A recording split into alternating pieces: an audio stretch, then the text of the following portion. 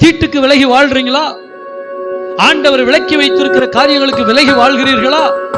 வாக்குத்தத்தம் இருக்கிறது, ஆனால் வாழ்க்கையில் நடக்கவில்லை. காரணம் என்ன?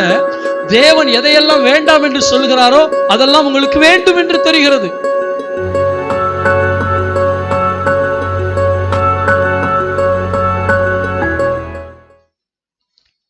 நியாயாதிபதிகளின் புத்தகம் 13ஆம் அதிகாரம்.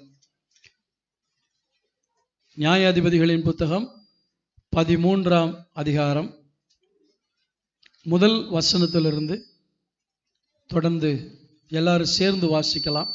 எடுத்துக்கொண்டீங்களா? பழைய ஏற்பாட்டில் 320வது பக்கம். மைக்கில் சிஸ்டர் வாசிக்கும் போது நம்ம எல்லாரும் சேர்ந்து வாசிப்போம். 12ஆம் வசனம் வரைக்கும் 13ஆம் வசனம் வரைக்கும் நம்ம வாசிக்கணும். அதை நமக்கு வாசிப்பதற்கு நேரம் போனாலும் பரவாயில்ல, வேத பகுதியை எல்லாருடைய கண்களும் பார்க்க வேண்டும். எல்லாரும் பைபிள்ல இருக்கிறத பார்க்கணும். எடுத்து வாசிப்போமா?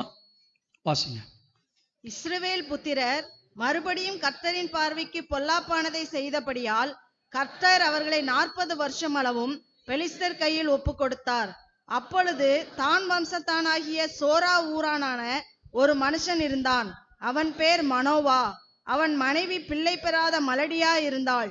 கர்த்தருடைய தூதனானவர் அந்த ஸ்திரீக்கு தரிசனமாகி அவளை நோக்கி, இதோ பிள்ளை பெறாத மலடியான நீ கற்பம் தரித்து ஒரு குமாரனை பெறுவாய். ஆதலால் நீ திராட்சரசமும் மதுபானமும் குடியாத படிக்கும், தீட்டானது ஒன்றும் புசியாத படிக்கும் எச்சரிக்கையாயிரு. நீ கற்பம் தரித்து ஒரு குமாரனை பெறுவாய். அவன் தலையின் மேல் சவரகன் கத்தி படலாகாது. அந்த பிள்ளை பிறந்தது முதல் தேவனுக்கென்று நசரேயனாயிருப்பான். அவன் இஸ்ரவேலை பெலிஸ்தரின் கைக்கு நீங்களாக்கி ரட்சிக்க தொடங்குவான் என்றார். அப்பொழுது அந்த ஸ்திரீ தன் புருஷனிடத்தில் வந்து, தேவனுடைய மனுஷன் ஒருவர் என்னிடத்தில் வந்தார். அவருடைய சாயல் தேவனுடைய தூதரை சாயலை போல மகா பயங்கரமாயிருந்தது. எங்கே இருந்து வந்தீர் என்று நான் அவரிடத்தில் கேட்கவில்லை. அவர் தம்முடைய நாமத்தை எனக்கு சொல்லவும் இல்லை. அவர் என்னை நோக்கி, இதோ நீ கற்பம் தரித்து ஒரு குமாரனை பெறுவாய். ஆதலால் நீ திராட்சரசமும் மதுபானமும் குடியாமலும் தீட்டானது ஒன்றும் புசியாமலும் இரு. அந்த பிள்ளை பிறந்தது முதல் தன் மரண நாள் மட்டும் தேவனுக்கென்று நசரேயனாய் இருப்பான் என்று சொன்னார் என்றாள்.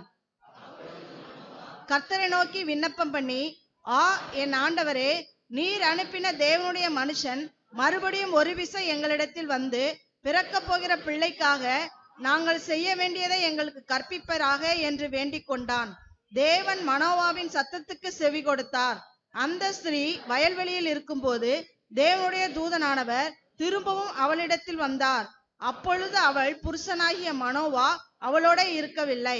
ஆகையால் அந்த ஸ்திரீ சீக்கிரமாய் ஓடி, இதோ அன்று என்னிடத்தில் வந்தவர் எனக்கு தரிசனமானார் என்று தன் புருஷனுக்கு அறிவித்தாள். அப்பொழுது மனோவா எழுந்திருந்து தன் மனைவியின் பின்னாலே போய் அவரிடத்திற்கு வந்து, இந்த ஸ்திரீயோட பேசினவர் நீதானா என்று அவரிடத்தில் கேட்டான். அவர் நான் தான் என்றார். அப்பொழுது மனோவா, நீ சொன்ன காரியம் நிறைவேறும் போது அந்த பிள்ளையை எப்படி வளர்க்க வேண்டும், அதை எப்படி நடத்த வேண்டும் என்று கேட்டான். கர்த்தருடைய தூதனானவர் மனோவாவை நோக்கி, நான் ஸ்திரீயோட சொன்ன யாவற்றிற்கும் அவள் எச்சரிக்கையாய் இருந்து திராட்சை செடியிலே உண்டாகிறதொன்று சாப்பிடாமலும் திராட்சரசமும் மதுபானமும் குடியாமலும் தீட்டானதொன்று புசியாமலும் நான் அவளுக்கு கட்டளையிட்டதையெல்லாம் கை கொள்ள கடவுள் என்றார். இந்த சம்பவத்திலிருந்து கர்த்தர் நம்மோடு கூட சில காரியங்களை கற்றுக் கொடுக்க விரும்புகிறார். இஸ்ரவேல் ஜனங்கள் எதிரிகளுடைய கையிலே ஒப்பு கொடுக்கப்பட்ட போது ஆண்டவர் தானாக முன்வந்து ஒரு காரியத்தை செய்ய நினைக்கிறார். அடிக்கடி இஸ்ரவேல் ஜனங்கள் ஆண்டவர் விட்டு தூரம் போறப்ப எல்லாம் ஆண்டவர் எதிரிகளுடைய கையில ஒப்பு கொடுத்துருவார். அப்போ அவங்க நொறுக்கப்படுவாங்க, நெருக்கப்படுவாங்க, தாழ்த்தப்படுவாங்க, ஒடுக்கப்படுவாங்க. இதெல்லாம் அவங்க வாழ்க்கையில் நடந்துகிட்டே இருக்கும். அப்புறம் நெருக்கம் தாங்க மாட்டாம ஆண்டவர்கிட்ட வந்து என்ன செய்வாங்க? ஜெபம் பண்ணுவாங்க. இன்னைக்கு கிறிஸ்தவ வாழ்க்கையில ஆண்டவர் ஏதாவது ஒரு காரியத்துக்கு உங்களை ஒப்பு கொடுத்திருக்கிறாரா என்பதை நாம் ஜாக்கிரதையாய் கவனிக்க வேண்டும். தொடர்ந்து வரக்கூடிய வியாதிகள், தொடர்ந்து வரக்கூடிய போராட்டங்கள், இது வந்து இயற்கையாக வரக்கூடியது உண்டு, சூழ்நிலையின் மாற்றத்தினால் வரக்கூடியது உண்டு. எப்பொழுதுமே நம்முடைய வாழ்க்கையில போராட்டம் இருக்கும் என்றால், எப்பொழுதுமே கண்ணீர் இருக்கும் என்றால், நாம் ஒன்றை யோசிக்க வேண்டும். தேவன் ஒருவேளை என்னை எதிரியுடைய கையில ஒப்பு கொடுத்து விட்டாரோ? ஏனென்றால் ஆண்டவரை நம்பி வந்தால் விடுதலை தான் தருவேன் என்று சொல்லியிருக்கிறார். ஆண்டவரிடத்தில் வரும் பொழுது சமாதானம், சந்தோஷம் இதுதான் கிடைக்கும்னு சொல்லியிருக்கார். ஆண்டவருக்காக வர்ற பாடுகள் வேற, ஆண்டவருடைய நாமத்து நிமித்தம் வரக்கூடிய உபத்திரவங்கள் வேற. ஆனா வாழ்க்கையே உபத்திரவம், வாழ்க்கையே போராட்டம், வாழ்க்கையே நிம்மதி இல்லைன்னா எங்கேயோ நம்ம ஆண்டவருக்கு பொல்லாப்பான காரியங்களை செய்து கொண்டிருக்கிறோமா என்று நம்மை நாமே ஆராய்ந்து பார்ப்பது நல்லது. ஏன்னா தேவன் நம்மை வேறு ஒரு காரியத்தை ஒப்பு கொடுத்து விட்ட பின்பு அவர்கிட்டே போய் ஜெபம் பண்ணிட்டு இருக்கக்கூடாது, நம்மை ஆராய்ந்து பார்க்க வேண்டியது அவசியம். இந்த நியாயாதிபதிகள் புத்தகம் முழுசும் இந்த சம்பவம் தான் நடக்கும். அழுவாங்க ஆண்டவர்கிட்ட வந்து, ஆண்டவர் ஒரு நியாயாதிபதியை எழுப்புவார், உடனே விடுதலை கிடைக்கும், சந்தோஷமா இருப்பாங்க. மறுபடியும் கர்த்தருடைய பார்வைக்கு பொல்லாப்பை செய்வாங்க, மறுபடியும் பிரச்சனை வரும். பிரச்சனையே இல்லாமல் இருக்கணும்னா நீங்கள் கர்த்தருக்கு கடைசி வரைக்கும் கீழ்ப்படிந்து கொண்டே இருங்க. கர்த்தர் நடத்துகிற பாதையில் நடந்து வாருங்கள். இன்றைக்கு நான் உங்களுக்கு கற்றுக் கொடுக்கக்கூடிய காரியம் அது அல்ல. தேவனுடைய வார்த்தை நம்மிடத்தில் வரும்போது நாம் எப்படி விசுவாசிக்க வேண்டும் என்பதை பற்றித்தான். தேவன் நம்மோடு கூட பேசும்போது வெறுமனே பேசுகிற தெய்வம் அல்ல, பொழுதுபோக்குக்காக பேசுகிற தெய்வம் அல்ல. நம்ம வாழ்க்கையில் அவர் என்ன செய்ய போறாரோ அதைத்தான் சொல்லுகிற தெய்வம். அநேக நேரங்களில் ஆண்டவர் சொல்றதை நம்ம விசுவாசிக்கிறது இல்லை. ஆண்டவர் சொல்லுகிற வார்த்தைகளை விசுவாசிச்சிருந்தோம்னா நேரம் பெரிய காரியங்களை நம்முடைய வாழ்க்கையில் நம்ம பெற்றிருக்க முடியும். ஒவ்வொரு வருடமும் வாக்குத்தத்தங்களை எதிர்பார்த்திருக்கிறோம், ஒவ்வொரு மாதமும் வாக்குத்தத்தங்களை எதிர்பார்க்கிறோம். ஆனால் பெற்றுக்கொண்ட வாக்குத்தத்தங்கள் எல்லாம் உங்கள் வாழ்க்கையில் நிறைவேறிடுச்சா அப்படிங்கிறத யோசிச்சு பார்க்கணும். ஏன் நிறைவேறலை? அப்போ ஆண்டவர் சொன்ன வார்த்தை என்னுடைய வாழ்க்கையில் நிறைவேறாமல் போனதுக்கு காரணம் என்ன? வாக்குத்தத்தங்களை பெற்றுக்கொள்வது முக்கியமல்ல, அந்த வாக்குத்தத்தங்களை சுதந்திரிக்க வேண்டும். ஆமென். வரமாட்டேங்குது. இஸ்ரவேல் ஜனங்களுக்கு ஏராளமான வாக்குத்தத்தம் இருந்தது, ஆனால் வாக்குத்தத்தத்தை பெற்றுக்கொண்ட எல்லாரும் அதை சுதந்திரிக்கவில்லை என்பது நிதர்சனமான உண்மை. இந்த சபைக்கு ஆண்டவர் ஒவ்வொரு மாதமும் வாக்குத்தத்தங்களை கொடுக்கிறார், வருடந்தோறும் கொடுக்கிறார். எல்லாருடைய வாழ்க்கையிலும் அது நிறைவேறுகிறதா? இல்லை. ஆனால் சிலர் அந்த வாக்குத்தத்தத்தை பிடித்து சுதந்திரித்துக் கொள்கிறார்கள். ஆண்டவர் இந்த ஆண்டு சொன்ன வாக்குத்தத்தத்தின்படி எனக்கு செய்தார். தேவனுடைய வார்த்தையை தேவ மனுஷன் மூலமாய் பேசுகிறார். தேவ மனிதன் மூலமாய் தேவன் பேசும்போது அந்த வார்த்தையை தேவ வார்த்தையாக பிடித்துக் கொள்ள வேண்டும். அப்போஸ்தலனாகிய பவுல் தெசலோனிக்கேயருக்கு எழுதும்போது சொல்லுகிறார், நாங்கள் உங்களிடத்தில் வந்து பேசின போது அந்த வார்த்தைகளை மனுஷர் வசனமாய் ஏற்றுக்கொள்ளாமல் தேவனுடைய வசனமாகவே நீங்கள் ஏற்றுக்கொண்டீர்கள். ஆம், அது உண்மையிலே தேவனுடைய வசனம்தான். ஒரு ஊழியக்காரன் இந்த இடத்துல நின்று பிரசங்கம் பண்ணும் பொழுது அவர் தேவனுடைய வார்த்தையிலிருந்து பிரசங்கம் பண்ணுகிறபடினால் ஊழியக்காரனுடைய வாயிலிருந்து வரக்கூடிய இந்த தேவனுடைய வார்த்தையை அப்படியே விசுவாசிக்க வேண்டும், அப்படியே அதை பிடித்து கொள்ள வேண்டும். அதை பிடித்துக்கொள்ள தவறும் பொழுதுதான் அதை நாம் சுதந்திரிக்க முடியாமல் போகிறது. அநேகருடைய வாழ்க்கையில் வாக்குத்தத்தங்களை கேட்கும் போது இன்பமாக இருக்கும். ஆண்டவர் எனக்கு வாக்கு கொடுத்துட்டாருன்னா சந்தோஷப்படுவாங்க, ஆனால் அதை சுதந்திரிக்க மாட்டார்கள். இன்றைக்கு ஒரு தீர்மானம் பண்ணுங்கள், ஆண்டவரே நான் வாக்குத்தத்தத்தை சுதந்திரிக்க வேண்டும். யோசுவாவின் புத்தகத்தில் ஆண்டவர் சில காரியங்களை யோசுவாவோடு கூட பேசுகிறதை பார்க்கும் பொழுது உங்களுக்கு நான் எடுத்து காட்ட விரும்புகிறேன். யோசுவாவின் புத்தகத்துக்கு என்னோடு கூட திருப்பிக் கொள்ளுங்கள்.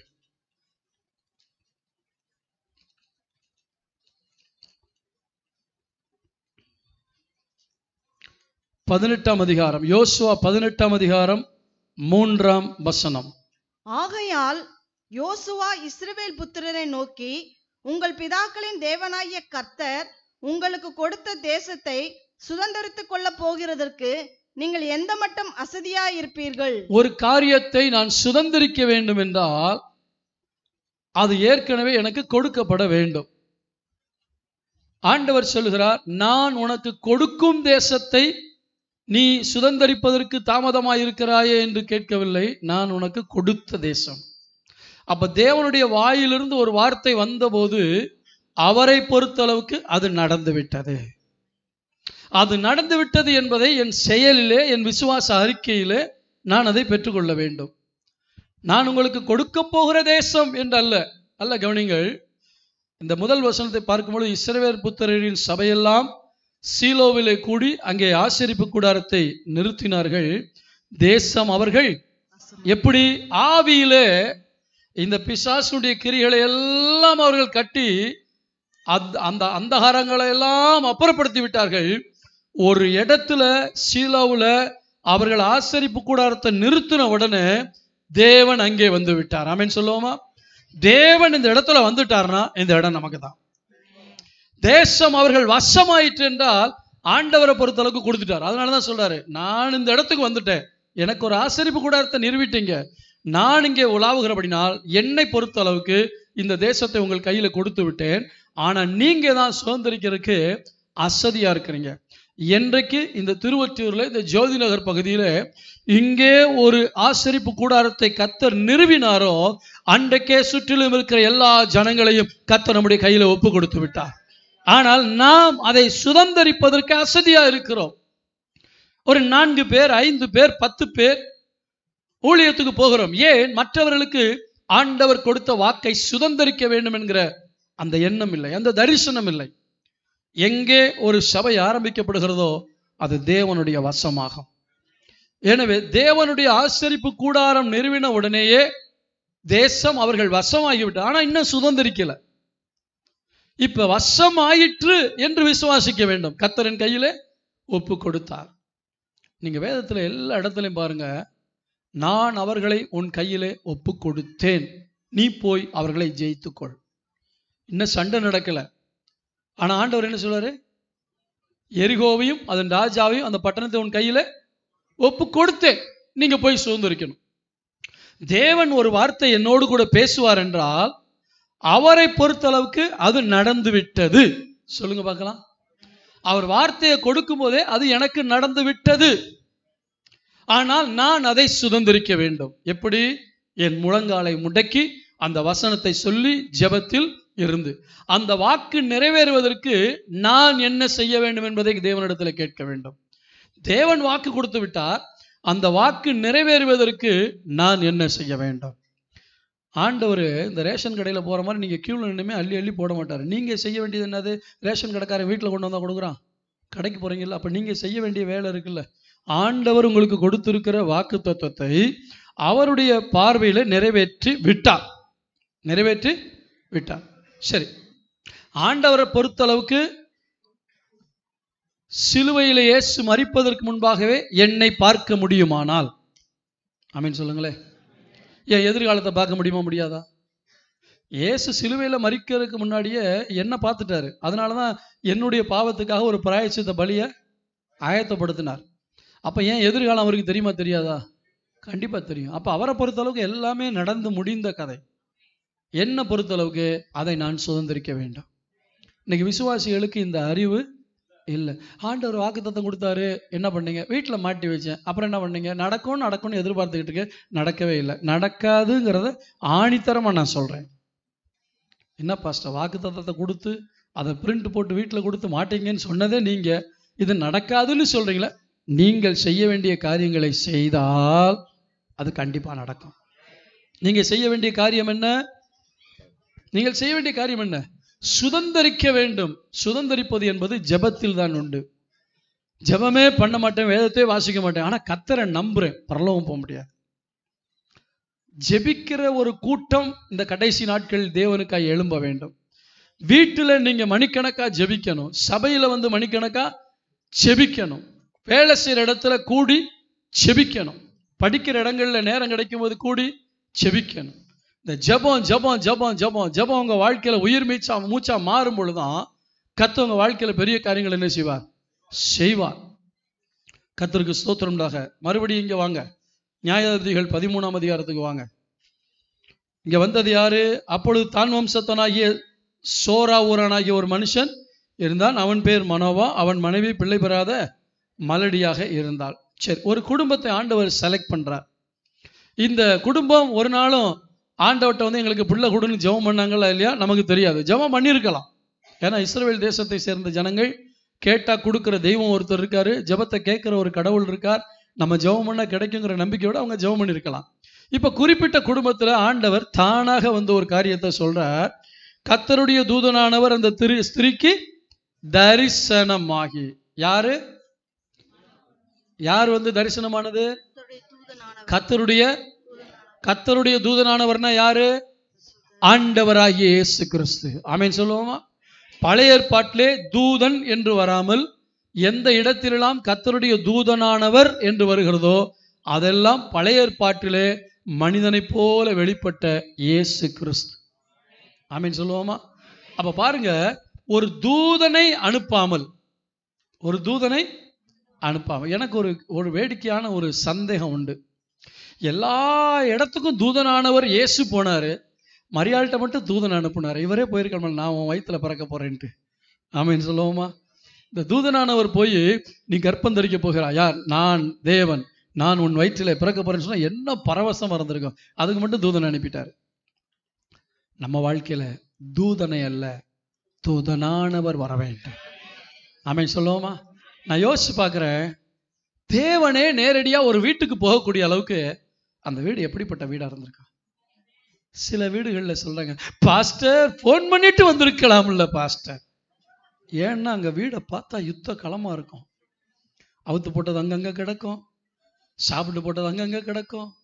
சில வீடுகளில் நான் தான் போய் எழுப்பி விட வேண்டியிருக்கு. தோத்திரம், பாஸ்டர் ஒரு ஃபோன் பண்ணிட்டு வந்திருக்கலாம்ல பாஸ்டர். சூரியன் உதிக்கிறதுக்கு முன்னாடி நீ எழுந்து ஜெபம் பண்ணாட்டா குடும்பம் உருப்படவே உருப்படாது. ஒரே ஒரு சிஸ்டர் மட்டும் ஆமேன்னு சொல்றாங்க. மற்றவங்கெல்லாம் திரும்ப நான் சொல்றேன், சூரியன் உதிக்கிறதுக்கு முன்னாடி நீ எந்திரிச்சு ஜெபம் பண்ணட்டா ஒன்னையும் பெற்றுக்கொள்ள முடியாது. ஏன் தெரியுமா? பிசாசுக்கு ஒரு பேர் இருக்கு. அவன் அதிகாலையின் மகனாகிய வடிவள்ளி. அவன் காலையில வேலை செய்ய ரெடியா இருக்கான். என்ன வேலை செய்யறான் தெரியுமா? காலையில எழுந்த உடனே அவன் வேற ஒன்றும் செய்ய மாட்டான். உங்க மனசுல ஒரே ஒரு எண்ணத்தை மட்டும் போடுவான். என்ன எண்ணம் தெரியுமா? சகோதரிகளா இருந்தா எந்திரிச்ச உடனே நேர அடுப்படிக்கு போனமே, இவ்வளவு பாத்திரத்தை கழுவணும், அதோட ஜபஜீவியம் முடிஞ்சு போச்சு. இல்லாட்டி இவ்வளவு துணிய துவைக்கணும், இன்னைக்கு என்னத்தை சமைக்கிறதோ. எந்திரிச்ச உடனே என்னது? இப்படிப்பட்ட எண்ணங்கள் வரும் பொழுது இந்த எண்ணங்கள் உங்களை ஆக்குபை பண்ணிடுது.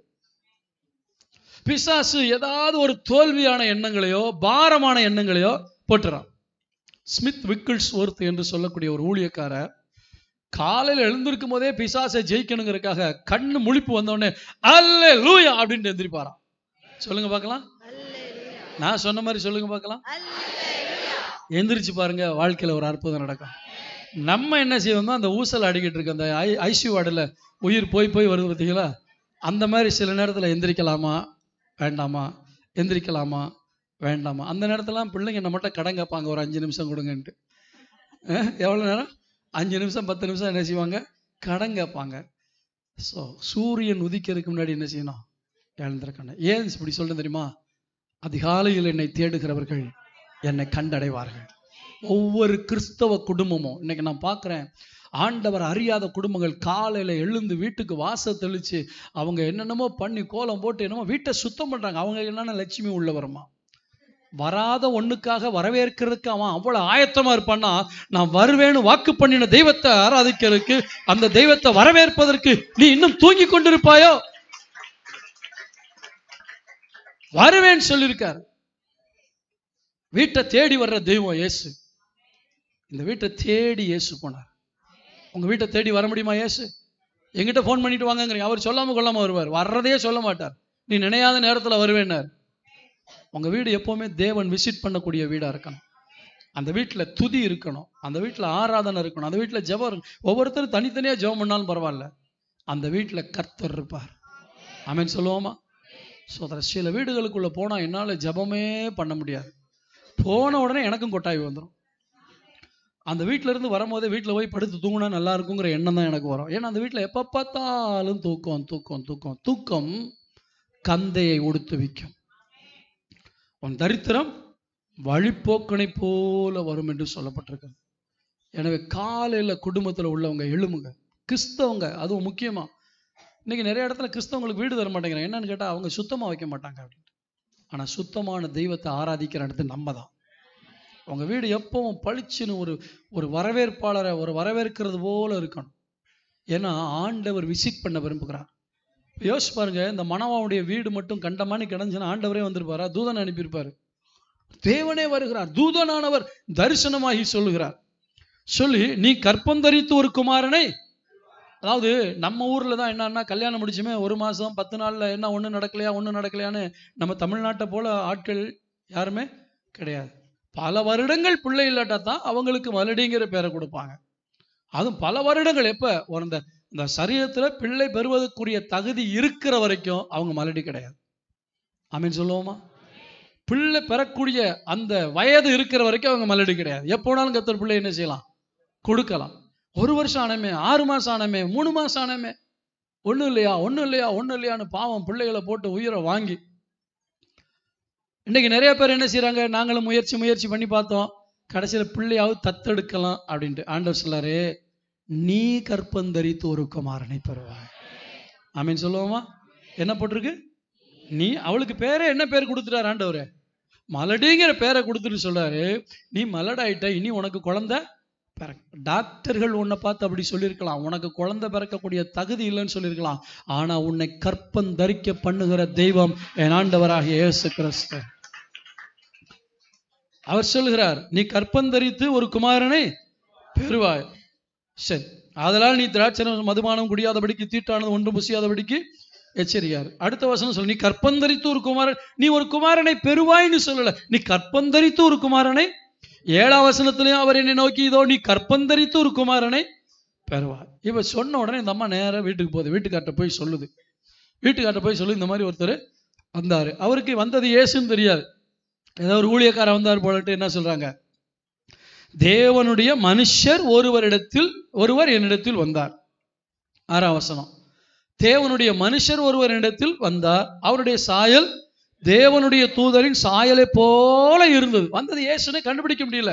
ஏன்னா தேவ தூதனை போலவும் இருக்கு, மனுஷனை போலவும் இருக்கு. ரைட், வந்தாச்சு. நேர வந்து சொன்ன உடனே அந்த மனோவா என்ன சொல்றாரு? அப்பொழுது மனோவா கர்த்தரை நோக்கி, நல்ல கவனிங்க, குடும்பத்துல மனைவிட்ட ஆண்டவர் ஒரு காரியத்தை சொல்றாருன்னா, அந்த மனைவி வந்து புருஷன்ட்ட வந்து, அங்கப்பா ஆண்டவர் என்கிட்ட இப்படி சொன்னார், எனக்கு வேற வேலை இல்லை. இன்னைக்கு இருக்க புருஷன்மார் எப்படி சொல்றாங்க? ஆண்டவர் என்கிட்ட ஏதாவது சொன்னாருன்னு மனைவிமார் வந்து சொல்லும் பொழுது, ஆமா எப்ப பார்த்தாலும் ஆண்டவர் அதை சொன்னார் எதை சொன்னாருன்னு சொல்லிட்டாரு, என்னத்தை சொன்னாருப்பா போய் ஜெபம் பண்ணல. இவன் எப்படிப்பட்டவன்? தேவன் ஒரு காரியத்தை சொன்னார் என்று சொன்ன உடனே தேவன் சொன்ன காரியத்தை ஜெபத்தில் வைக்கிறான். ஆமென் சொல்லுவோமா? தேவன் உங்கள்கிட்ட எதை சொல்றாரோ அதை என்ன செய்யணும்? ஜெபத்தில் வச்சு பழகணும். ஆமென் சொல்லுவோமா? அதை குறித்து கமெண்ட்ஸ் கொடுக்கக்கூடாது. அது எப்படி நடக்கும், இது எப்படி நடக்கும், ஆமாம் அதெல்லாம் நடக்காது அப்படின்னு அவிசுவாசமாக பேசக்கூடாது. தேவன் ஒரு காரியத்தை உங்களிடத்தில் சொல்லிவிட்டால் அதை சுதந்திரிப்பதற்குரிய முதல் காரியம் அதை ஜெபத்தில் வைக்க வேண்டும். சும்மா நடக்கும் நடக்கும் நடக்கும் நீங்க எதிர்பார்த்துக்கிட்டு இருக்கவே கூடாது. அதை ஜெபத்தில் வைத்து, ஆண்டவரே இதை நீ செய்ய போகிற காய் ஸ்தோத்திரம், இதை நடத்த போகிற காய் ஸ்தோத்திரம், ஆண்டவர்கிட்ட சொல்லணும். ஸ்தோத்திரம். இப்போ பாருங்க 8ஆம் வசனம். அப்பொழுது மனோவா கர்த்தரை நோக்கி விண்ணப்பம் பண்ணி, என் ஆண்டவரே, நீர் அனுப்பின தேவனுடைய மனுஷன் மறுபடியும் ஒரு விஷயம் எங்களிடத்தில் வந்து பிறக்க போகிற பிள்ளைக்காக நாங்கள் செய்ய வேண்டியது எங்களுக்கு கற்பிப்பாராக என்று வேண்டி கொண்டான். கவனிங்க, இப்ப இவன் இங்கதான் விசுவாச வார்த்தையை பத்தி நான் உங்களுக்கு சொல்லித்தரேன். பேசுனது இவன்ட்ட இல்ல, இவனுடைய மனைவிட்ட. மனைவிக்கு விசுவாசம் அதிகமா இருக்கணுமா, புருஷனுக்கு விசுவாசம் அதிகமா இருக்கணுமா? மனைவிக்கு தான் விசுவாசம் அதிகமா இருக்கணும். ஆனா மனைவியினுடைய ஆண்டவர் மனைவியோட பேசுனதை கேட்கும் போதே இவனுக்குள்ள விசுவாசம் அதிகமா வந்துருச்சு. எப்படி பிறக்கும், எப்ப பிறக்கும், அதை பத்தி எல்லாம் கவலை இல்லை. அவன் கேட்கிற ஒரு வார்த்தை என்ன தெரியுமா? பிறக்க போகிற பிள்ளைக்காக. அப்படின்னு என்ன டிசைட் பண்ணிட்டான்? பிள்ளை பிறக்கும். கரங்களை தட்டி கர்த்தருடைய நாமத்தை மகிமைப்படுத்துவோமா? தேவன் உங்களிடத்துல சொன்னா, தேவன் சொல்லிட்டாருன்னா அவரை பொறுத்த அளவுக்கு நடந்துருச்சு. நானும் அதை நடந்ததா பார்க்க கற்றுக்கொள்ளணும். பிறக்க போகிற பிள்ளைக்கு இவன் கர்ப்பம் தரிச்சாளா இல்லையா என்ன தெரியாது, அதெல்லாம் தெரியாது. ஆனா தேவனுடைய வார்த்தையை அவன் கேட்ட உடனே சொல்லுகிறான், ஆண்டவர் சொன்னார்னா கண்டிப்பா நடக்கும். சொல்லுங்க பார்க்கலாம். ஆண்டவர் சொன்னார்னா கண்டிப்பா ஆனா பிசாசு தான் அதுல சந்தேகத்தை கொண்டு வரும். அது எப்படி நடக்கும், இது எப்படி நடக்கும்? அந்த சத்தத்தை பத்தி நீங்க கவலைப்படாதீங்க. Mind your business. எப்படி நடந்தா உனக்கு என்ன? என் ஆண்டவர் சொன்னார்னா இன்னைக்கு நடக்காம இருக்கலாம், நாளைக்கு நடக்கும். ஆனா அவர் சொன்னார்னா கண்டிப்பா. அப்ப அவனுக்கு என்ன விசுவாசம் வந்துருச்சு? கண்டிப்பா பிள்ளை. இந்த விசுவாசம் உங்களுக்கு வருதா? கர்த்தர் உங்களை பார்த்து சொல்றாரு, உங்க பிசினஸ்க்காகவோ உங்க பிள்ளைகளுடைய எதிர்காலத்துக்காகவோ உங்க வேலைக்காகவோ அதை அறிக்கை செய்து கொண்டே இருக்கணும். நான் கேரிசனுடைய கல்யாணத்துல அதைத்தான் செஞ்சேன். மீந்திருக்கிற ஆசீர்வாதத்தை தருவேன்னு ஒரு ரேமா வார்த்தை எனக்குள்ள போடப்பட்டது. ஒவ்வொரு நாளும் ஜெபிக்கும் பொழுது, ஆண்டவரே மீந்திருக்கிற வார்த்தையை கொடுக்க போறக்காய் ஸ்தோத்திரம், மீந்திருக்கிற ஆசீர்வாதத்தை கொடுக்க போறக்காய். ஆண்டவர் சொன்னதை நான் வீட்டில் என்ன கன்ஃபஸ் பண்ண தெரியுமா? மீதம் கையில் எடுக்கத்தான் போகிறேன். சொன்னா இல்லையான்னு கேளுங்க. மீதம் உள்ளதை நான் கையில எடுக்க போகிறேன். கர்த்தர் எடுக்க வைத்தார். ஏன்? அவர் சொன்னது நடக்கும் என்கிற விசுவாசம் எனக்கு வந்தது. ஏனென்றால் சொன்னது மனிதன் அல்ல, சர்வ வல்லமையுள்ள தேவன். அவர் சொன்னார்னா கண்டிப்பா நடக்கும். அல்லேலூயா. பிரித்திஷாவுக்கு நான் கனடால இருந்து போன் பண்ணும்போது அது தூக்கத்துல இருந்துச்சு, பெட்ல இருந்துச்சு. முதல் நாள் சிஸ்டர் சொல்லிட்டாங்க, அப்பா இப்படி ஒரு பிரச்சனை, நீங்க ஜெபம் பண்ணுங்க அப்படின்ட்டு. எனக்கு மனசு கேட்கல. ஏன்னா என் பிள்ளை வயசும் அந்த பிள்ளை வயசும் ஒன்று தானே, எல்லாம் என் பிள்ளைங்க போல தானே. எனக்கு அங்க இருக்க முடியல. காலையில முதல் வேலையா ஃபோன் போட்டேன். தூங்கிக்கிட்டு இருந்தாலும் பரவாயில்ல, ஃபோன் அந்த பிள்ளை கையில கொடு. முதல்ல கேட்டேன், ஏசப்பா உனக்கு அற்புதம் செய்ய முடியும்னு நம்புறியா? நீ நம்புனா உனக்கு அற்புதம் நடக்கும். ஆண்டவர் செஞ்சிட்டார். அல்லேலூயா சொல்லுவோமா? தேவன் சொன்னால் கண்டிப்பா நடக்கும். வேற யார் என்ன சொன்னாலும் நான் நம்ப போறதில்லை. மனோவா சொல்லலாம், பிறக்க போகிற பிள்ளைக்காக. ஆமென் சொல்லுமா? இப்ப என்ன டிசைட் பண்ணிட்டாங்க? பிள்ளை. ஆண்டவர் உங்கள்கிட்ட ஒரு வார்த்தை சொன்னா என்ன முடிவு எடுக்கணும்? நடந்துரும். அதுக்குரிய ஆயத்தத்தை பாருங்க. அந்த பிள்ளை பிறக்க போகிற பிள்ளைக்காக நாங்கள் செய்ய வேண்டியது, எங்களுக்கு தேவனுடைய வாக்குத்தத்தம் நிறைவேற வேண்டுமானால் நீ செய்ய வேண்டியதும் ஒன்று இருக்கிறது. நான் ஜெபம் பண்ண மாட்டேன், நான் ஊழியத்துக்கு வர மாட்டேன். இன்னைக்கு நிறைய பேர் பாருங்க வாழ்க்கையில அற்புதங்களை பெறுறாங்க. ஒரு சரீரத்தில் ஒரு வியாதி வரும்பொழுது விழுந்து விழுந்து ஜெபம் பண்றாங்க. ஒரு பிரச்சனை வரும்பொழுது விழுந்து ஜெபம், நல்லா ஆனதுக்கப்புறம் ஆண்டவரை கண்டுக்காமட்டாங்க. ஊழியம் கிடையாது, ஜெபம் கிடையாது, ஒன்றும் கிடையாது. அது திரும்ப திரும்ப அந்த பிரச்சனைகள் போராட்டங்கள் வாழ்க்கையில வந்துகிட்டே இருக்கு. நான் என்ன செய்ய வேண்டாம்? ஒரு வாக்குத்தத்தை இப்ப திருவொற்றியூர் உன் கையில கொடுத்துட்டேங்கிறாரு. ஸ்தோத்திரம், அல்லேலூயா. ஆண்டவர் திருவொற்றியூர் கையில கொடுத்துறாரு. விடிய விடிய சொல்லிக்கிட்டு இருந்தாலும் ஒன்றும் நடக்காது. நான் என்ன செய்யணும்? நான் செய்ய வேண்டியது உங்களை உற்சாகப்படுத்தி உங்களை தயார் பண்ண வேண்டும். நீங்கள் செய்ய வேண்டியது என்ன? நீங்கள் போய் சுவிசேஷத்தை சொல்ல வேண்டும், நீங்கள் போய் ஜெபிக்க வேண்டும். உங்களை கொண்டு கர்த்தர் அங்கே அற்புதம் செய்யணும். ஆத்துமாக்கள் வருவார்கள். அப்ப ஆண்டவர் சொன்னது நடக்கும். இதுதான் உங்க வாழ்க்கையில, உங்க பிசினஸுக்கு, உங்க படிப்புக்கு, உங்க குடும்ப வாழ்க்கைக்கு, உங்க வியாபாரத்துக்கு, எல்லாத்துக்கும் இதான் பிரின்சிபல். என்னது? கர்த்தர் சொல்லிட்டா அது நடக்கும். அதற்கு நான் என்ன செய்ய வேண்டும்? இப்போ உங்களுக்கு புரியுதா ஏன் நிறைய வாக்குத்தத்தம் நிறைவேறல?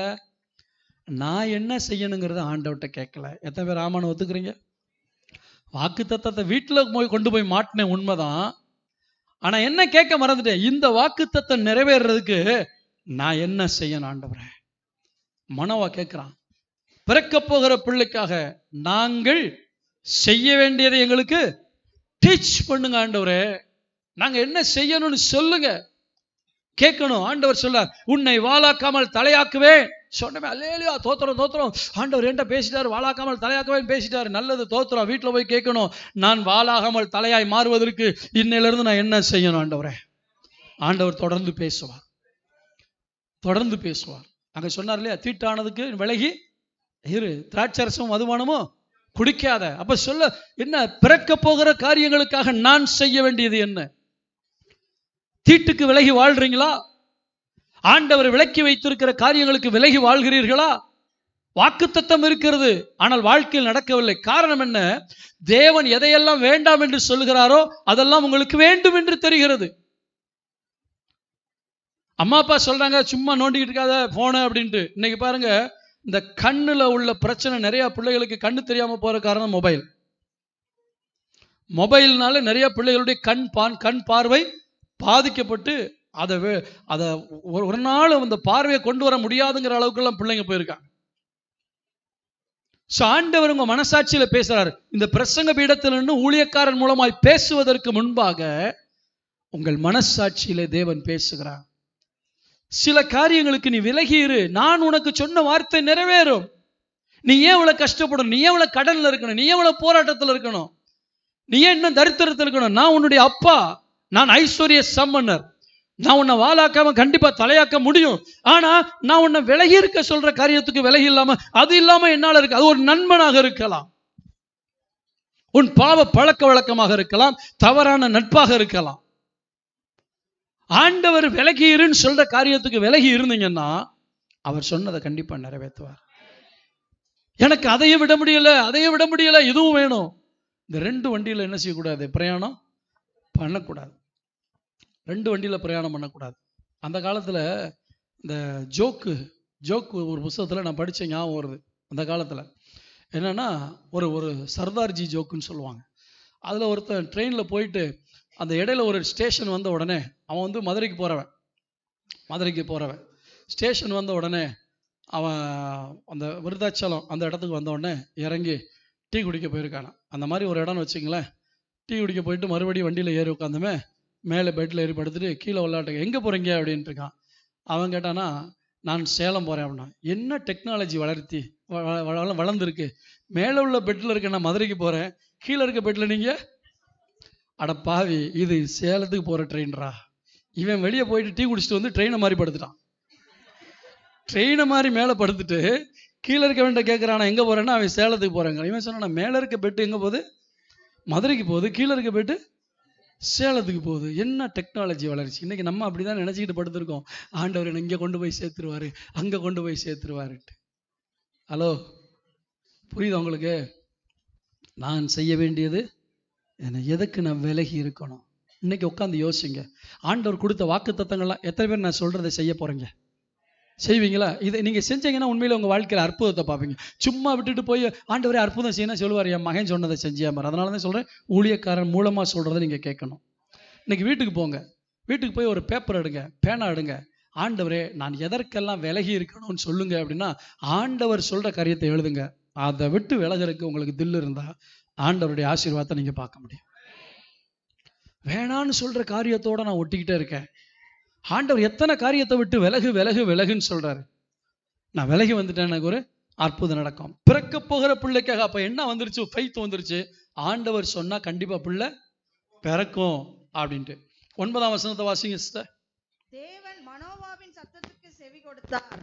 அந்த ஸ்திரீ வயல்வெளியில் இருக்கும்போது தேவனுடைய தூதனானவர் திரும்பவும் அவளிடத்தில் வந்தார். அப்பொழுது அவள் புருஷனாகிய மனோவா அவளோட இருக்கவில்லை. ஆமென் சொல்லுவோமா? அல்லேலூயா. அப்ப என்ன சொல்றாரு? திரும்ப ஒரு விஷயம் எங்களிடத்துல வாங்கன்னு சொல்லிட்டு மனைவியோட இல்லாம இவர் எங்கேயோ வெளியே போயிட்டார். இன்னைக்கு ஆம்பளைங்களுக்கு வேலை தான் முக்கியம், ஜெபம் முக்கியமே இல்லை. என்ன ஜெபம் பண்றாரு? திரும்ப எங்கள்கிட்ட வாங்கன்னு சொன்னாங்க, தங்கி இருக்கணும்ல. ஐயா எங்க போனாருன்னு தெரியல. வேலை தான் இவருக்கு ரொம்ப முக்கியம், ஜெபம் முக்கியமே. ஆனா ஜெபம் பண்ணாரு, என்னது? திரும்ப எங்கள்கிட்ட வாங்க. அவரு ஜெபத்தை கேட்டு திரும்ப வர்றாரு, ஐயாவை காணோம். ஹலோ, குடும்பமா உட்காருங்க பாதத்துல. ஆமென் சொல்லுங்க பார்க்கலாம். ஜெபத்தில் எப்படி உட்காரணும்? குடும்பம். பக்கத்தில் உங்களுக்கு பார்த்து சொல்லுங்க, குடும்பமா உட்காருங்கன்னு சொல்லுங்க. ஆண்டவர் பேசுவார். இப்ப மனோவா அங்க என்ன செய்யல, அவளோடு இருக்கவில்லை. ஏன் அவளோட இருக்கலன்னா, இது ஜெப நேரமா இருந்திருக்கும். சில ஆட்கள் ஜெப நேரத்துல தான் வெளியே ஓடிடுவாங்க. மற்ற நேரத்தில் சினிமா பார்க்க சொல்லுங்க, டிவி பார்க்க சொல்லுங்க, ஒன்னா உட்காந்து பார்த்துக்கிட்டு இருப்பாங்க. ஜெபம் பண்ணலான்னு சொல்லும் போது இந்த வர்றேன்ட்டு எந்திரிச்சு போயிடுவாங்க. ஜெபம் பண்ணலாங்க போது என்ன நடக்கும்? தோ வந்துடுறேன், நீங்க ஜெபம் பண்ணிக்கிட்டு இந்த வந்துடுறேன் அப்படின்ட்டு போவாரு. அப்புறம் ஜெபம் எல்லாம் முடிச்சதுக்கு அப்புறம் என்ன போனேன், லேட் ஆயிடுச்சு. ஹலோ, ஜெபத்துல இருக்கிற ஆளா இருந்தா கர்த்தரை தரிசிக்க முடியும். 2வது விஷயம், தூதனானவர் வர்றாரு. உனக்கு அந்த ஜெபம் உண்மையான ஜெபமா இருந்திருந்தா அவளோட காத்துக்கிட்டு இருப்பேன், என்கிட்ட வாங்க ஆண்டவரே, என்கிட்ட வாங்க ஆண்டவரே, என்கிட்ட வாங்க ஆண்டவரே. தேவன் இன்னாருக்குத்தான் தரிசனம் கொடுப்பேன் என்று எங்கேயும் எழுதல. இருதயத்தில் சுத்தமுள்ளவர்கள் பாக்கியவான்கள், அவர்கள் தேவனை தரிசிப்பார்கள். இருதயத்துல சுத்தம் இருந்தா போதும், தேவன் உங்களுக்கு தரிசனம் ஆவார். மறுபடியும் வந்தது யாரு? தூதன் அனுப்புனாரா? இயேசுவே வந்தாரா?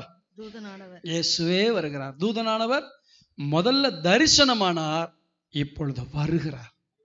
ஆமென். சொல்ல முதல்ல தரிசனமாகின்னு போட்டிருக்கு 3ஆம் வசனத்துல. இப்பொழுது தூதனானவர் திரும்பவும் அவளிடத்தில் வந்தார், அப்பொழுது அவள் புருஷனாகிய மனம் அவளோடு இருக்கவில்லை. ஆகையால் அந்த ஸ்திரீ சீக்கிரமாய் ஓடி, அன்று என்னிடத்தில் வந்தவர் எனக்கு தரிசனமானார் என்று தன் புருஷனுக்கு. இப்போ அதுக்குள்ள நான் சமீபத்தில் ஒரு பிரசங்கம் பண்ணும் போது உடனே ஒரே நாளில் நடந்த மாதிரி நினைச்சேன். ஆனால் இன்னைக்கு கர்த்தர் ஒரு காரியத்தை அன்று அப்படிங்கும் போது சில நாட்கள் ஆகி இருக்கிறது. அன்று அப்படி அன்னைக்கு வந்தவர் இன்னைக்கு மறுபடியும் என்ன செஞ்சிட்டாரு? வந்துட்டார். நல்லா கவனிங்க. உடனே நடந்திருந்தா பரவாயில்ல. இவர் ஜெபம் பண்ணிட்டு வாங்கன்னு கூப்பிட்டு பண்ணின ஜெபத்தையே மறந்துட்டார். இயேசுவை கூப்பிட்டீங்கன்னா எப்ப வருவார்னு காத்துக்கிட்டு இருக்கணும். சங்கீதம் 101ஆம் அதிகாரம் 2ஆம் வசனத்தை வாசிங்க பார்க்கலாம். சங்கீதம் 101:2. உத்தமமான வழியிலே விவேகமாய் நடப்பேன். எல்லாம் சொல்லுங்க பார்க்கலாம். உத்தமமான வழியிலே விவேகமாய் நடப்பேன். திரும்ப சொல்லுங்க. உத்தமமான வழியிலே விவேகமாய் நடப்பேன். எப்பொழுது என்னிடத்தில் வருவீர் என்று என் வீட்டிலே உத்தம இருதயத்தோடு நடந்து கொள்வேன். அல்லேலூயா சொல்லுவோமா? ஒரு ஏக்கம், எப்ப என் ஆண்டவர் வருவார், எப்ப வருவார்? அதுக்கு என்ன சொல்றாரு? நான் உத்தம இருதயத்தோடு நடந்து கொள்கிறேன். என் வீட்டுல எங்க உத்தம இருதயம்? சபையில உத்தம இருதயமா காமிச்சிட்டு போயிடலாம். ஆனா வாழ்றது எங்க நடிக்க முடியாது, வீட்டுல நடிக்க முடியாது. ஆனா தாவீது சொல்றான், என் வீட்டுல நான் உத்தமமா நடந்து கொள்றேன். சகோதரர்களே உங்க வீட்டுல உத்தமமா, சகோதரிகளே நீங்க வீட்டுல உத்தமமா, பிள்ளைகளே நீங்க வீட்டுல உத்தமமா நடந்து கொள்ளுங்க. ஸோ திரும்ப போன உடனே மனைவி ஓடுறா அப்பா வந்துட்டார் வாங்கப்பா அப்படின்ட்டு. ஏன்னா இவருக்கு வேலை தான், பிஸ்னஸ் தான் முக்கியம்னு போயிட்டாரு. சரி, பிஸ்னஸ் பண்ணால் தான் சபைக்கு சாப்பிட முடியும், சம்பாதிக்க முடியும், ரைட்டு. அட்லீஸ்ட் கொஞ்ச நேரமாக அது எப்போ வருவார்னு காத்திருக்கலாம் இல்லையா? இவர் போயிட்டார்.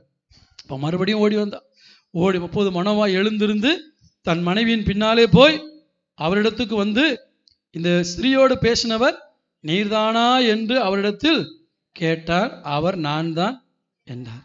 நல்லா கவனிங்க. இங்க ஒரு காரியத்தை நான் சொல்ல வர்றேன். பைபிள்ல இருக்கிறத விளக்குறது ஒரு காரியம் இருக்கு, அதுக்கு பேர் பைபிள் ஸ்டடி. ஆனா ரெவலேஷன், இப்போ உங்களுக்கு கொடுக்குற செய்திகள் என்னது? வெளிப்பாடு. அவன் எழுந்தது உண்மைதான். எழுந்து மனைவிக்கு முன்னாடி ஓடலை, பின்னாடி போறான். ஏன்னா இவ தான் தரிசிச்சிருக்கா, என்ன நடக்குதுன்னு பின்னாடி போறான். பின்னாடி போனா அப்படிங்கிற வார்த்தையை கொஞ்சம் யோசிச்சு பாருங்க. ஆவிக்குரிய அனுபவத்தில் உங்க மனைவிக்கு உங்களை விட கொஞ்சம் அனுபவம் அதிகமா இருந்துச்சுன்னா அடக்கி வைக்காதீங்க, பின்னாடியே போங்க. கண்டிப்பா அந்த அனுபவம் உங்களை கொண்டு போய் இயேசுட்ட விட்டுறேன். இல்லையா? சொல்ல மாட்டேங்கிறீங்களே. இன்னைக்கு எத்தனையோ பேர் வேற மனைவி பின்னாடி போறாங்க. வேற மனைவினா சொந்த மனைவியை தான் சொல்றேன்.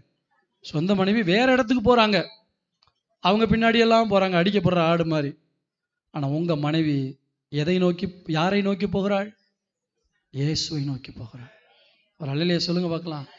உங்கள் மனைவி இயேசுவை நோக்கி பிரயாணம் பண்ணும்போது அவளுக்கு கிடைத்த அனுபவம் உங்களுக்கு கிடைக்காவிட்டால் நீங்கள் அவள் பின்பாக போய் பாருங்கள், கண்டிப்பா என் ஆண்டவரை தரிசிப்பீர்கள். ஆமென் சொல்லுவோமா? கண்டிப்பா ஆண்டவரை தரிசிப்பீங்க. பின்னாடி போன உடனே கேட்கிறான், எப்பா நீங்க வந்தது நீங்க தானா? ஆம் நான் தான். இப்ப பாருங்க, மனோவா அடுத்து சொல்றாரு. 12ஆம் வசனத்தை வாசிங்க. அப்பொழுது மனோவா, நீர் சொன்ன காரியம் நிறைவேறும் போது அந்த பிள்ளையை எப்படி வளர்க்க வேண்டும், அதை எப்படி நடத்த வேண்டும் என்று கேட்டான். ஆமென் சொல்லுவோமா? இப்ப என்ன சொல்றாரு? அவரை பார்த்த உடனே தெரிஞ்சு போச்சு, அவர் சொன்ன வார்த்தை நிறைவேறும் போது. அதுல என்ன சத்தியம் அடங்கியிருக்கு தெரியுமா? என் ஆண்டவர் சொன்னார்னா கண்டிப்பா அது நிறைவேறும். ஆண்டவர் உங்களுக்கு கொடுத்த வார்த்தை நிறைவேறுமா நிறைவேறாதா? இப்ப விசுவாசத்தை வளர்த்துங்க. எனக்கு சொன்ன வார்த்தை கண்டிப்பா கர்த்தரால் அவனுக்கு சொன்னது நிறைவேறும். பைபிள்ல போட்டிருக்கு இல்லையா?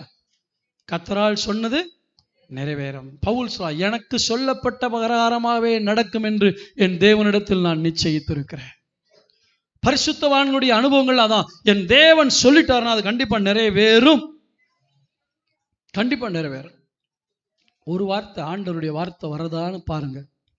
ஜெபத்துல இருங்க, வேதத்தை எடுத்து வாசிங்க. கர்த்தர் உங்களோடு பேசுவார். அந்த பேசுற வார்த்தையை பிடிச்சுங்க. அதுக்கு நான் என்ன செய்யணும்? முதல்ல ஜெபம் பண்ணுங்க. ஜெபம் பண்ணும்போது தான் அடுத்து சொல்லணும். முதல்ல கேட்குறான், நாங்கள் எப்படி நடக்க வேண்டும்? பிறக்க போகிற பிள்ளைக்காக நாங்கள் செய்ய வேண்டியதை எங்களுக்கு கற்பிப்போம். இப்போ என்ன சொல்ல, அந்த பிள்ளையை எப்படி நடத்த வேண்டும்? எப்படி? நல்ல கவனிங்க, தேவனுடைய வார்த்தை எந்த அளவுக்கு பிரயாணம் பண்ணுதோ அந்த அளவுக்கு நானும் அதோடு பிரயாணம் பண்ண கற்றுக்கொள்ள வேண்டும். ஆமீன் சொல்லுவோமா? திரும்ப சொல்றேன், தேவனுடைய வார்த்தை எந்த அளவுக்கு பிரயாணம் பண்ணுதோ நானும் விசுவாசத்தில் அந்த அளவுக்கு பிரயாணம் பண்ண கற்றுக்கொள்ளணும். ஒரு பிள்ளையை வளர்ப்பது என்பது குழந்தையா இருக்கும்போது, நடத்துவது என்பது சிறு பிள்ளையா இருக்கும் பொழுது. சொல்லுங்க பார்க்கலாம். குழந்தைய வளர்க்கறது எப்படி? சின்ன குழந்தையா இருக்கும்போது அதை வளர்க்கணும். வளர்ந்ததுக்கு அப்புறம் அதை என்ன செய்யணும்? நடத்தணும். இப்போ எந்த அளவுக்கு அவன் திங்க் பண்றான், குழந்தையே இன்னும் பிறக்கல, குழந்தை பிறக்க போதுன்னு நிச்சயிச்சிட்டான், அந்த பிள்ளை பிறந்து வளரப்போது, அந்த ஸ்டேஜ் வரைக்கும் அவனால் யோசிக்க முடியுது. ஒரு ஆரம்ப புள்ளியிலே உட்காந்துட்டு நடக்குமா நடக்காத ஆண்டவரே எனக்கு சொன்னீங்களே செய்வீங்களா இந்த புள்ளியில் இல்லாமல் ஆண்டவர் சொன்னது நடக்கிற வரைக்கும் அந்த பிள்ளை வளர்ந்து ஆமே நசரேனா இருப்பானே அது வரைக்கும் என்னுடைய கற்பனையை கொண்டு சொல்ல வேண்டும். ஆமேன் சொல்லுவோமா? ஆண்டவர் ஒரு காரியத்தை செய்வேன்னு சொல்லிட்டா ஆண்டவரால் அந்த காரியம் செய்யும் போது எப்படி நடக்கும் என்பதை நீங்கள் கற்பனை செய்து பார்க்க வேண்டும். அல்லேலூயா, ஸ்தோத்திரம். இப்போ நான் இந்த இடத்துக்காக நிறைய கற்பனை பண்ணிக்கிட்டு இருக்கேன். எந்த பக்கம் புல்பிட்டை வைக்கலாம், எந்த பக்கம் எதை வைக்க, எவன் இடமோ அதை பற்றி எனக்கு கவலை இல்லை.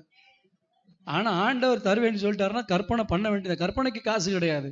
இன்னைக்கு விசுவாசிகள் அது கூட இல்லை. ஆண்டவர் எனக்கு கொடுத்தாருன்னா, ஒரு வீட்டை கட்டுவேன்னு சொன்னார்னா வீடை எப்படி கட்டலாம்? நாங்கள்லாம் பேப்பரை கிழிச்சு போட்டோம், வரைஞ்சி. ஆண்டவர் வீட்டை கட்டுவேன் இப்போவும் மறுபடியும் சொல்லிட்டு தான் இருக்காரு, வீட்டை கட்டு, உனக்கு ஒரு வீட்டை கட்டுவேன் அப்படின்னு. அப்போ எப்படி கட்டலாம்? கற்பனை பண்ணுறோமா இல்லையா? எப்போ கற்பனை வரும் தெரியுமா? கையில் காசு வந்ததுக்கப்புறம் தான் கற்பனை வரும். ஆனால் ஆண்டவரை பொறுத்தளவுக்கு வார்த்தை வந்த உடனே கற்பனை பண்ண வேண்டும். இப்போ அவன் கேட்குறான், நீர் சொன்ன வார்த்தை நிறைவேறும் போது இனிமேல் நீங்கள் என்ன ஜெபம் பண்ணணும்? ஆண்டவரே நீங்கள் சொன்னீங்களே நடக்குமா ஆண்டவரே? இந்த வார்த்தை இன்னையிலேருந்து முடிச்சிருங்க. இனி நான் ஆண்டவர்கிட்ட அப்படி கேட்கவே மாட்டேன். என்ன கேட்பேன்? ஆண்டவரே நீங்கள் சொன்ன வார்த்தை நடக்கும் போது, ஆமே நீங்கள் எனக்கு சொன்ன வாக்கு தத்துவம் நிறைவேறும் போது நான் எப்படி நடக்கணும்? அல்ல கவனிங்க, இன்னைக்கு ஆண்டவருடைய வார்த்தை நிறைவேறுது, நட மாறிடுது. ஆண்டவர் சொன்னபடி ஆசீர்வதிச்சிறாரு சிலரை, ஆனால் கடைசியில் என்ன பண்ணிடுறாங்க? நட மாறிடுது, பேச்சு மாறிடுது. 2 ஊழியத்தில் பயன்பட்டாலே குணம் மாறிடுது, சுபாவம் மாறிடுது, பெரிய ஆள் மாதிரி நினைக்கிறோம். அல்ல கவனிங்க, ஆசீர்வாதம் வரும்பொழுதுதான் நம்ம ஒழுங்காக நடக்கணும். உயர்வு வரும்பொழுதுதான் ஒழுங்காக என்ன செய்யணும்? நடக்கணும். இங்கே வேத வசனம் சொல்லுது, நிறைவேறும் போது எப்படி வளர்க்க வேண்டும். ஆங்கில வேதாகமத்தில் போட்டிருக்கு, அவன் எப்படி இருப்பான், யாராக இருப்பான். அது உங்கள் கையில் தான் இருக்குது. உங்கள் பிள்ளை எப்படியா இருக்கணும்? உங்கள் பிள்ளை எப்படி இருக்கணும்? ஒவ்வொரு பிள்ளையை குறித்து கற்பனை இருக்கு இல்லையா? அந்த பிள்ளை ஆண்டவர் எதுக்கு தெரியுமா கொடுக்குறாரு? தனக்காக கொடுக்குறார். அவங்க பிள்ளை இல்லைன்னு ஏங்கினது உண்மைதான். ஆனால் அவன் இஸ்ரவேலை பெலிஸ்தருடைய கைக்கு நீங்களாக்கி ரட்சிப்பான். அப்படி போட்டிருக்குதா? படுதுக்கா? 5ஆம் வசனத்துடைய பின்பகுதி வாசிங்க. அவன் இஸ்ரவேலை பெலிஸ்தரின் கைக்கு நீங்களாக்கி ரட்சிக்க தொடங்குவான் என்றார். ஆண்டவர் ஒரு பிள்ளையை கொடுக்கும் போதே ஒரு பர்பஸோட கொடுக்கிறார். சொல்லுங்க பார்க்கலாம். ஆண்டவர் உங்களுக்கு கொடுக்கும் போதே அந்த பிள்ளையை எப்படி கொடுக்கிறார்? ஒரு நோக்கத்தோடு. சொல்லுங்க, நோக்கத்தோடு கொடு. தேவன் உங்களுக்கு ஒரு பிள்ளையை நோக்கத்தோடு கொடுக்கும்போது தேவனுடைய நோக்கம் நிறைவேறத்தான் பிள்ளையை வளர்க்க வேண்டும். எல்லாருக்கும் பிறக்கிற மாதிரி பிள்ளை வளர்ந்துருந்துச்சுன்னா இவன் எவ்வளவு ஜெபம் பண்ணியிருக்க மாட்டான். இவன் ஒரு ஆவிக்குரிய தகப்பன், ஆவிக்குரிய தாய், 2 பேருக்கு ஒரு குழந்தை பிறக்குது. ஆண்டவர் சார், நான் உனக்கு ஒரு குழந்தையை தரப்போறேன், அவனை இப்படிலாம் நான் பயன்படுத்த போறேன்னா தேவ நோக்கத்துக்காக பிள்ளைகளை வளர்க்க கற்றுக்கறணும். உங்கள் ஆசைக்காக, என் பிள்ளை எப்படியாவது டாக்டர் ஆக்கி பார்க்கணும்னு ஆசைப்பட்டேன், என் பிள்ளை எப்படியாவது இன்ஜினியர் ஆக்கி பார்க்க ஆசைப்பட்டேன். தேவன் என்ன ஆசைப்பட்டார்? பிள்ளையை கொடுத்த தெய்வம் அந்த பிள்ளை எப்படி வரணும்னு ஆசைப்பட்டார். சரி, உங்கள் பிள்ளை டாக்டர் ஆனா, உங்கள் பிள்ளை வக்கீல் ஆனா, உங்கள் பிள்ளை ஆனா உங்கள் ஸ்டேட்டஸ் கூடும். இல்லை, என் பிள்ளை வக்கீல் ஆகிட்டான், என் பிள்ளை உயர்ந்திருக்கு, நான் பட்ட கஷ்டம் படக்கூடாது. பிள்ளைங்க உயரத்துக்கு வருவது தவறு கிடையாது. நம்ம பிள்ளைங்களாம் கலெக்டராக வரணும்னு நான் ஜெபம் பண்ணுறேன். நம்ம எல்லா பிள்ளைகளும் அப்படி வரணும். அதே சமயத்தில் அந்த பிள்ளையை குறித்த தேவ நோக்கம் என்ன? அந்த நோக்கம் நிறைவேறதுக்கு வளர்க்குறீங்களா? நான் சொல்லுவேன், இங்கே இருக்க வாலிபர்கள் யாரும் தப்பு கிடையாது. இவர்களை பெற்ற பெற்றோர் தான் தவறு. அவன் முடியை வெட்டிட்டு வீட்டுக்குள்ள வரும்போது வராதடா போடா, மொட்டை அடிச்சுட்டு வந்தா வாடான்னு சொல்லக்கூடிய தைரியம் எந்த தாய்க்கு தகப்பனுக்கு இருக்கோ அந்த பிள்ளை உருப்படும்.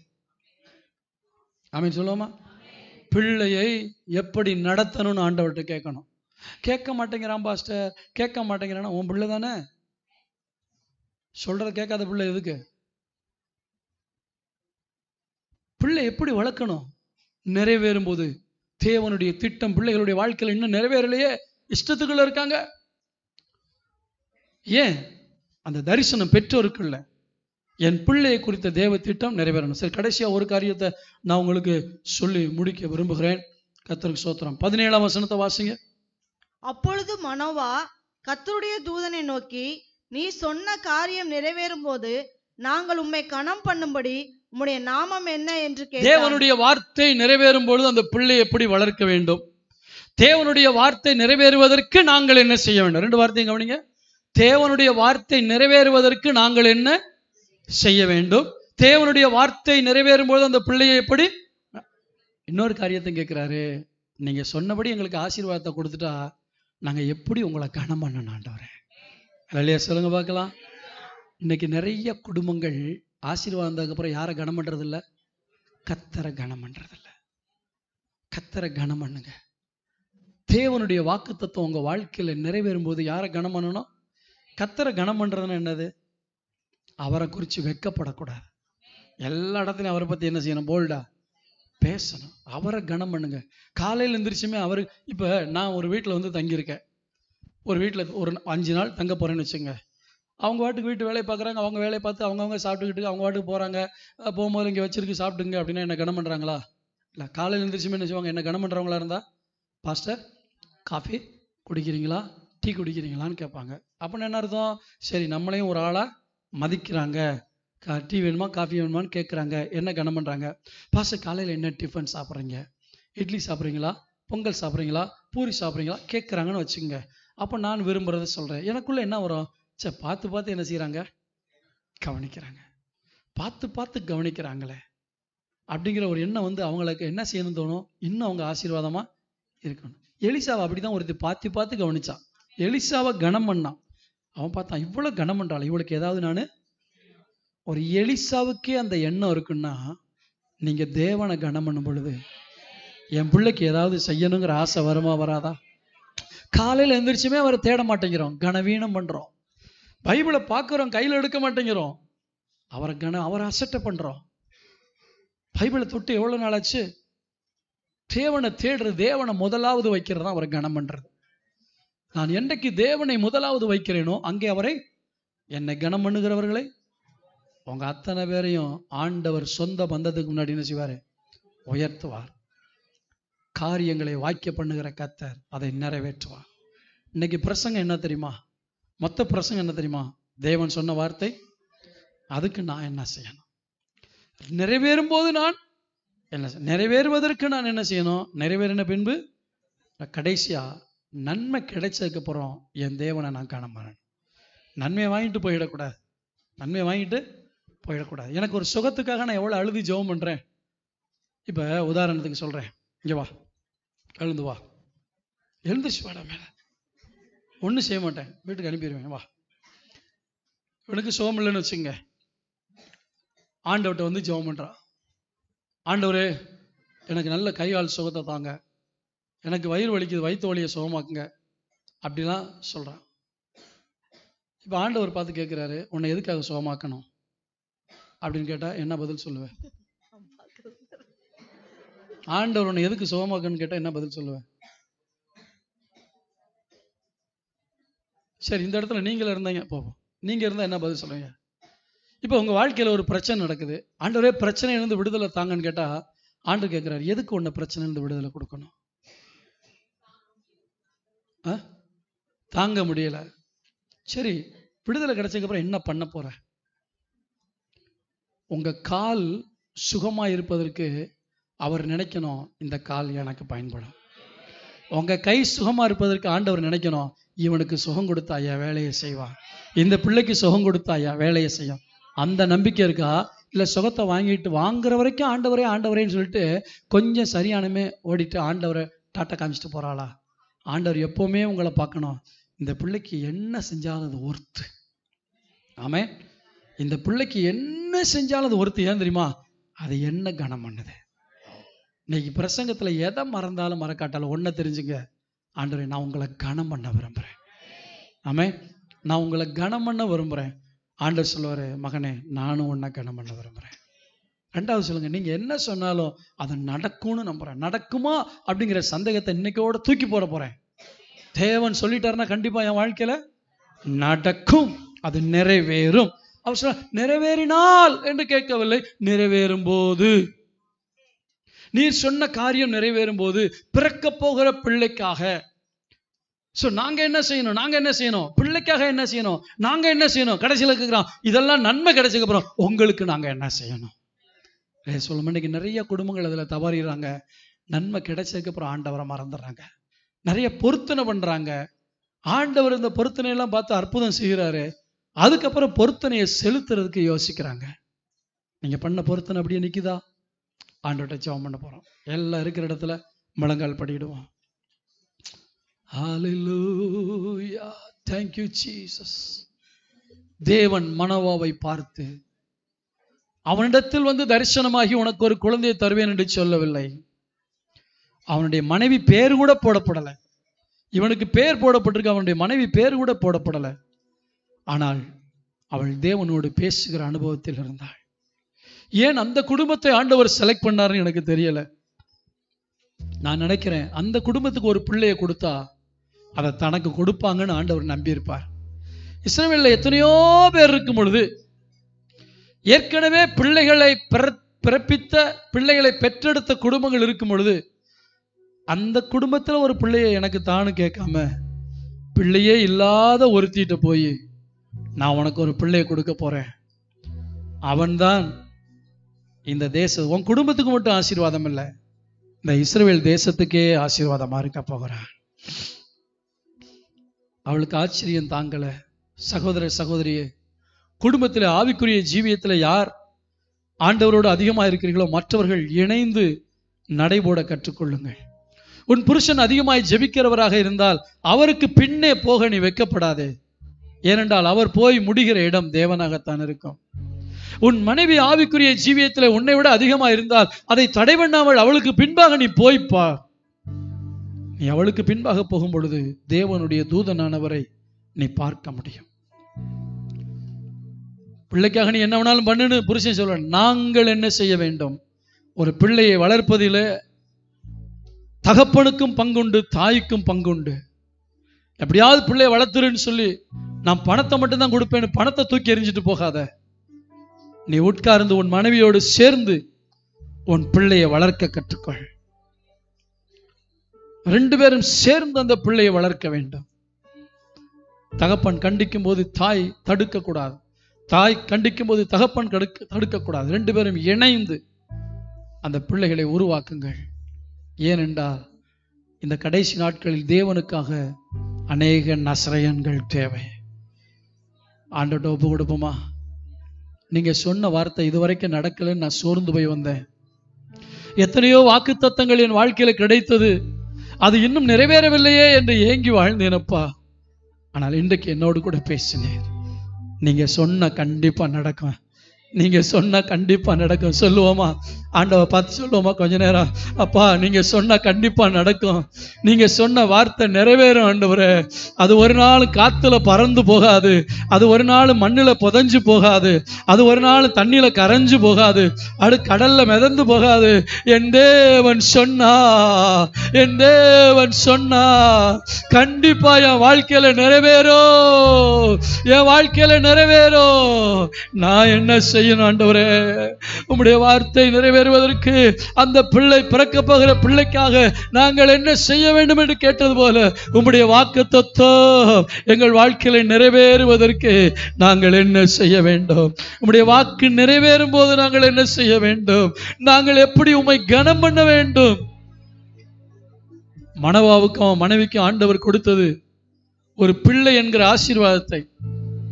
அந்த பிள்ளை எப்படி நடத்தணும், எப்படி வளர்க்கணும்னு கேட்கிறாங்களே, தேவன் இன்னைக்கு உங்களை பார்த்து சொல்றார், நான் உனக்கு கொடுக்கிற ஆசீர்வாதத்தை நீ கையாளுவதற்கு என்னிடத்தில் ஜெபிக்க வேண்டும். நீ சம்பாதிக்கிற பணத்தை கையாளுவதற்கு என்னிடத்தில் நீ ஜெபிக்க வேண்டும். ஆண்டவர் கொடுக்கிற ஆசீர்வாதத்தை நாங்க எப்படி ஹேண்டில் பண்ணணும்? இன்னைக்கு இப்படிப்பட்ட குடும்பங்கள் கர்த்தருக்கு தேவை. எத்தனை பேர் உங்களை ஒப்பு கொடுக்குறீங்க? ஆண்டவரே, இந்த மனவா குடும்பத்தை போல எங்களை தாழ்த்தி ஒப்பு கொடுக்கிறோம். உடைய வார்த்தைகளை நாங்கள் விசுவாசிக்கிறோம். ஆண்டவரே, உடைய வார்த்தைகளை விசுவாசிக்கிறோம். உடைய வாக்கு தத்தங்களை நாங்கள் சுதந்திரிக்கிறதுக்கு ஜெபத்தில் விழுந்து கிடப்போம். அதிகமாக ஜெபம் பண்ணுவோம். காலையில் எழுந்த உடனே கர்த்தரை கனம் பண்ணுவோம்.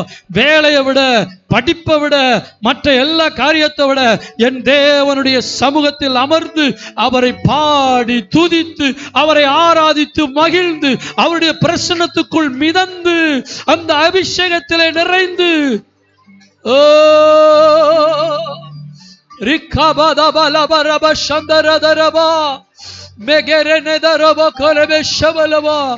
இந்த அனுபவத்தை கர்த்தர் முழு சபைக்கு கொடுப்பாராக. ரேகமா ஷாதிரபைஹாதரா வெக்கேரா ஷந்தராதியாரபாக்கா மேருபஹத்துரபௌலபஹத்துரபா நெஹனஹதரஹதரபா. முழு சபையும் காலையில எழுந்து தேவனுக்கு முன்பாய் கரங்களை உயர்த்தட்டும். முழு சபையும் அதிகாலையிலே இனி சபையிலே வந்து ஜெபிக்கட்டும். அதிகாலை ஜெபங்கள் சூடு பிடிக்கட்டும். தகப்பனே, இந்த 2019ஆம் ஆண்டு ஆரம்பத்தில் நம்முடைய பிள்ளைகளுக்கு நீர் நிறைய வாக்குத்தத்தங்களை கொடுத்தீங்க. இதுவரை நிறைவேறாமல் இருந்தால், ஒருவேளை நம்முடைய பிள்ளைகள் நடக்குமா என்கிற சந்தேகத்தோடு வந்திருந்தால், இன்றைக்கு அவர்கள் விசுவாசிப்பார்களாக. என் தேவன் சொன்ன வார்த்தை நிறைவேறும். நிறைவேற்ற போகிறதுக்காய் ஸ்தோத்திரம். நாங்கள் அதிகமாய் உம்மை கனம் பண்ண உதவி செய்யும். இயேசுவின் நாமத்தில் பிதாவே.